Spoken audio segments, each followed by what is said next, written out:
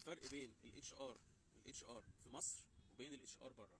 انا عملت انترفيوهات في مصر، وعملت انترفيوهات في دول عربيه، وعملت انترفيوهات في دول اوروبيه. ما شفتش حد ما شفتش حد يدقق على موضوع الانترفيو، اتش ار انترفيو، الا في مصر. ودي حاجه مستغربها جدا بشكل كبير.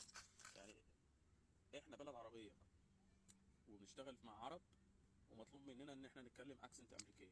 يا حلاوه لو النبي.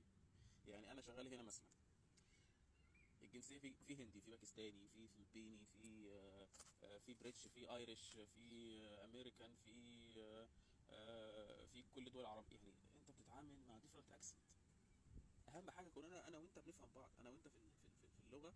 انا بكلمك وانت فاهمني، انا بقى نطقتها الجمله مش بالاكسنت. انا مش لازم، انا ما هوناش مانيش عايش في نيويورك عشان اخد نفس الاكسنت. انا مانيش عايش في نيويورك عشان نفس الاكسنت. ما احنا كلنا، انت عندك هنا مثلا اقرب مثال، احنا هنا كلنا دول عربيه، وبقعد مع اردني غير الفلسطيني غير العراقي غير السوري غير اللبناني غير الخليجي. حتى الخليجي في منه سعودي، في منه اماراتي، في منه كويتي. كل واحد ليه اكسنت. ده كله بنتكلم عربي، كلنا فاهمين بعض، بس كل واحد ليه اكسنت. هو كل واحد اتولد ليه الاكسنت بتاعته كده. انا بقول عايز، هو بيقول بدي. فزي الانجليش برضه. فالحسوكه في المواضيع دي بتدل على عدم خبره ونقص. ان انا كنا بقدم في شركه وجاي اشتغل انجينير، وانت تقول لي واتقبل في الانترفيو، الاي تي مانجر مثلا يكون مبسوط مني، او انا حتى اكون اي تي مانجر، تيجي تقول لي لا بس الانجليش بتاعك كويس، بس الاكسنت مش اكسنت يا حبيبي. اكسنت يا حبيبي. اكسنت انت بتتكلم عنها. لا، الموضوع كتير مستفز. و...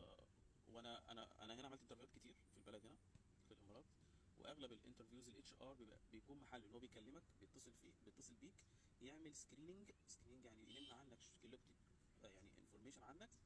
وساعات بقى الاتش ار لو هو اتش ار بروفيشنال شغال في شركه حلوه، ممكن يسالك في السي في بتاعك شغال ايه، اشتغلت ايه، قول لي الخبره بتاعتك، ويبقى عنده فكره الراجل ده هيعمل له ريكروتمنت ليه. تعالى بقى نتكلم بقى عن موضوع الاسئله. بقى الاسئله، الاتش ار عندنا في مصر لسه هي نفس الاسئله. اسمك ايه؟ عندك كام سنه؟ وسبحان الله مع السي في قدامه مكتوب له فيه سني وعنواني، وسبحان الله يا سياده الساده الاطفال، اللي يجي مره واحده سالك قول لي عمرك، ما مكتوب عندك. يعني اسالني في المهم، ما انت خلاص عارف اسمي واتكلم. اسال في المهم. لا، قول لي بقى الويكنس بوينت بتاعتك ايه، وقول لي السترينث بوينت بتاعتك ايه، وقول لي ايه ده، هتعمل ايه بعد 5 سنين. يا جدعان هي نفس الاسئله، ما بتغيروش. ما بتزهقش من السكريبت اللي انت حافظه بقالك 10 سنين. يعني الاسئله دي انا كنت بحفظها بالاجابات النموذجيه بتاعتها من على النت من 10 سنين. اول ما بدات اشتغل عايز اشتغل خلاص، عارف ان هي دي الاسئله الاسرائيليه، بدخل الاقيها وادب لهم الكلمتين والكذب اللي هم عايزين يسمعوهم وبقوله لهم. لحد دلوقتي لسه نفس الاسئله بتتسال. يعني مش حاجه مش فاهم. يعني شركه بتهير واحد مهندس، انا اتسالت اسئله مع حد كنت بعمل انترفيو مع اجنبي.